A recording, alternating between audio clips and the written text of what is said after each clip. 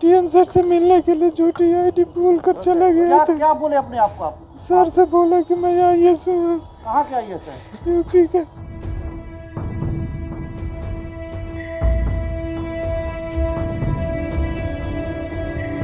भाई ने सोच लिया था रिजल्ट नहीं हुआ तो क्या हुआ, यूपीएससी की तैयारी तो करता हूं, असली न सही फर्जी आईएएस ही बन जाता हूं। कोट पैंट जूता सब एकदम फिट, बस बाल में कंघी ठीक से नहीं कर सका, शायद समय नहीं मिला होगा, लेकिन बन गया फर्जी आईएएस। अब बारी थी अपने फर्जीगिरी के दुरुपयोग का और हो गया भाई साहब से बड़ा वाला कांड। खुद को यूपी का आईएएस बताकर सारण जिलाधिकारी वैभव श्रीवास्तव से मिलने आ गया, लेकिन एक ही दो सवाल के बाद भाई साहब की खुल गई पोल और हो गया भंडा फोड़। डीएम सर से मिलने के लिए झूठी आईडी बोल कर चला गया था। क्या बोले अपने आप को आप? सर से बोला कि मैं आईएएस हूँ। कहाँ के आईएएस है? यूपी का। फर्जी आईएएस युवक किसी काम के सिलसिले में खुद को आईएएस बताकर अपना काम जिलाधिकारी से करवाना चाहता था। जब उक्त युवक ने खुद को आईएएस बताकर सारण जिलाधिकारी के कार्यालय कक्ष में प्रवेश कर बात करना शुरू किया तो जिलाधिकारी वैभव श्रीवास्तव को उक्त युवक पर संदेह हो गया।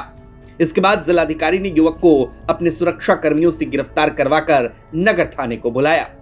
इस दौरान उक्त फर्जी आईएएस ने जिलाधिकारी के सुरक्षा कर्मियों पर अपना धौंस भी जमाने की कोशिश की, लेकिन जैसे ही नगर थाने की पुलिस ने समाहरणालय पहुंचकर युवक से पूछताछ की, युवक ने सारा राज उगल दिया कि वो कोई आईएएस नहीं बल्कि अपने गांव के लोगों पर रौब दिखाने और अपना काम करवाने के लिए फर्जी आईएएस बन गया है।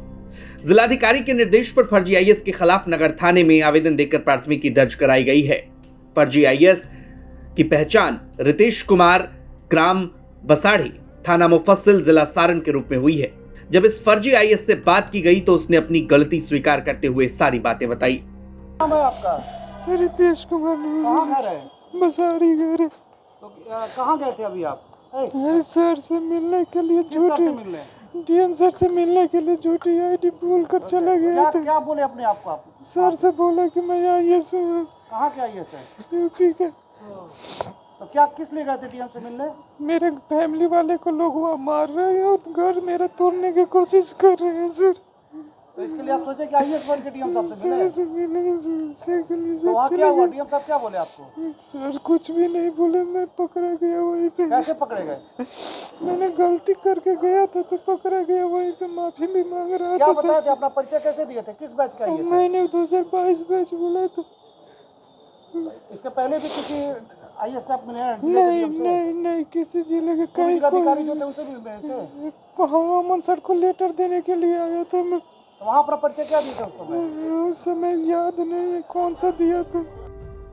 इतना ही नहीं, उसने बताया कि मुखर्जी नगर में यूपीएससी और बीपीएससी की तैयारी कर रहा है, लेकिन कभी रिजल्ट नहीं हुआ। आज पकड़े जाने पर उसने जिलाधिकारी से माफी भी मांगी और भविष्य में ऐसी गलती नहीं करने की बात कही। अभी जो आप किए कैसा किए? सही काम किए हैं? नहीं, एकदम गलत किया। क्यों किया ऐसा फर्जी वाला काम? फर्जी मेरी फैमिली को। अच्छा, ये आईएएस छोड़ के आप मूल रूप से क्या करते हैं? कुछ नहीं करता हूँ, पढ़ाई करता हूँ। कहाँ पढ़ाई करते हैं? दिल्ली करता हूँ, मुखर्जी नगर में। किस चीज़ की पढ़ाई करते हैं? यूपीएससी बीपीएससी तैयारी करता हूँ, बट निकला नहीं है एक भी बार। कितने दिनों से यूपी बीपीएससी की तैयारी कर रहे हैं? 8 साल हो गया। एग्जाम वगैरह में अपीयर हुए हैं? 2 बार दिया हूँ, बस रिजल्ट नहीं हुआ।